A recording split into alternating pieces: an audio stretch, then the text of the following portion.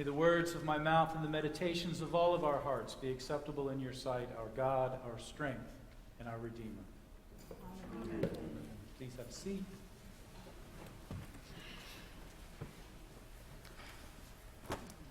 So, have you ever gathered together with a bunch of old high school friends or college friends or folks that you worked with a long time ago and started retelling old stories about funny things that happened or different events that you all shared together? Anybody? No? Am I the only one?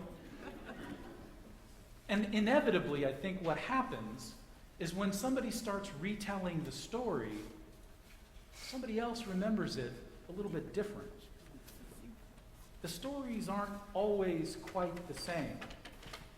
The characters, for the most part, are the same. The plot, for the most part, is usually the same. But there's always some differences.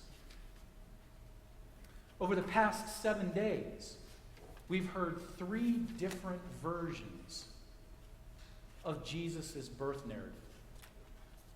Now, if you remember last Sunday on Advent 4, we heard Matthew's version of Jesus' birth narrative. And we have to remember Matthew's perspective. Matthew was probably a Jew. So Matthew was concerned with making sure that his birth narrative explained all of the messianic prophecies in the Old Testament. Those stories needed to line up for Matthew. Shepherds and wise men probably didn't mean much to Matthew because he was more concerned with other things. And remember, Matthew's version comes from Joseph's perspective. In that time period, a very Jewish perspective to take. Then on Christmas Eve, we heard Luke's version. Now, Luke, the physician, was concerned with accuracy. He wanted to make sure that the dates and the places were right. He wanted to locate everything in time and space. Now, Luke was likely a Gentile convert, so he wasn't as concerned with the Old Testament prophecies.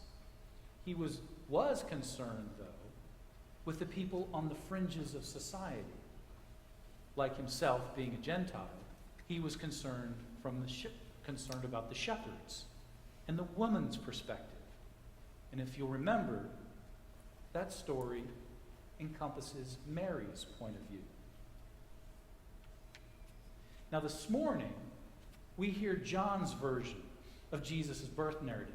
And this is a completely different version than the first 2.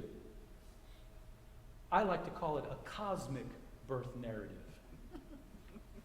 It firmly roots Jesus' birth and God's incarnation in creation. We hear similar words at the beginning of Genesis. In the beginning, when God created the heavens and the earth was a formless void, and darkness covered the face of the deep. In the beginning. Does that sound familiar? John was a mystic. But even more than a mystic, John was a theologian. John had a very particular perspective that he was writing while telling this story.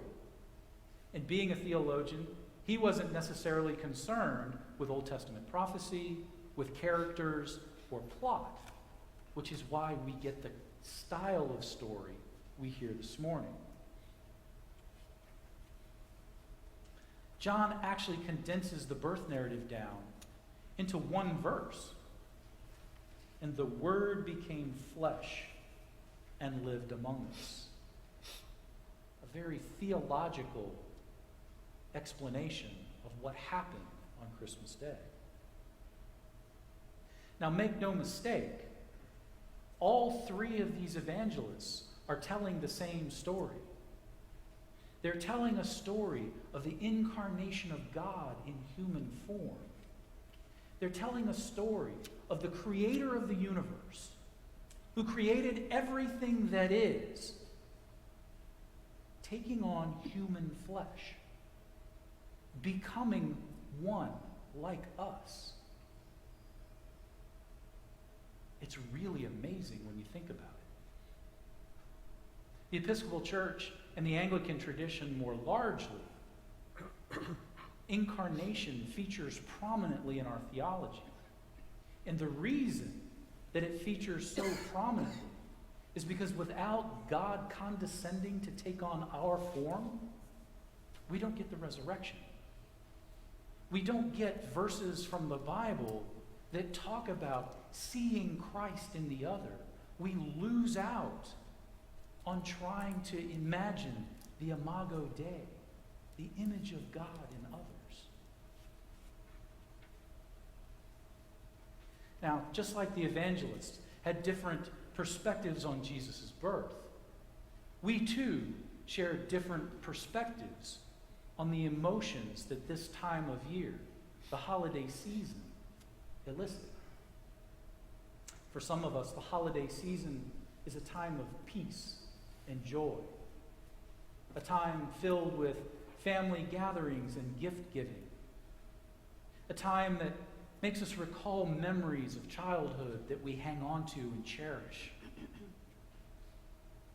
For some of us, the holiday season is a time of deep sorrow and pain, a time of regret, anger, anxiety, loneliness, a time of year that makes us recall those things of childhood or earlier times in our life that we would rather forget than remember.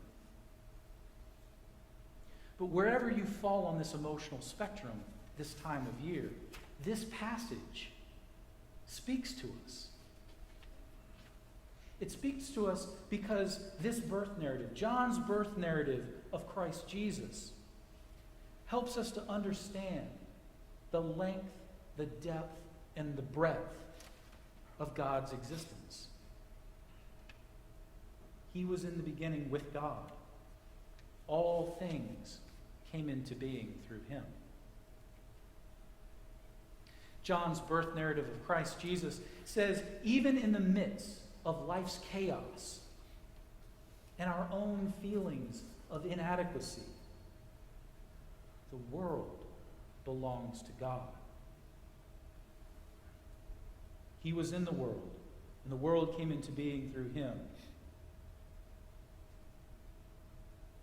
John's birth narrative of Christ Jesus reminds us that we are called to live lives that testify to God's light and life. But to all who receive him, who believe in his name, he gave power to become children of God. John's birth narrative of Christ Jesus reminds us that regardless how we feel this time of year, it is because God condescended to take on human form. He lowered himself to our being, that we receive the grace upon grace that John speaks of in this passage. Because God in the Word made flesh showed us how to be the light in the darkness, we for whom this time of year represents peace and joy should share that light by coming to this table and receiving the strength and renewal that is found in Christ Jesus. Because God in the Word made flesh showed how glory is brought to the lowly and the poor in spirit. We for whom this season represents despair and loneliness need only to receive that light by coming to this table and receiving the strength and renewal that comes from Christ Jesus. Sisters and brothers in Christ, the true light which enlightens everyone has come into the world. May we all receive that light, regardless of whether it represents peace or loneliness. And once we receive that light, might we reflect it outside of these walls into a world that sorely needs that.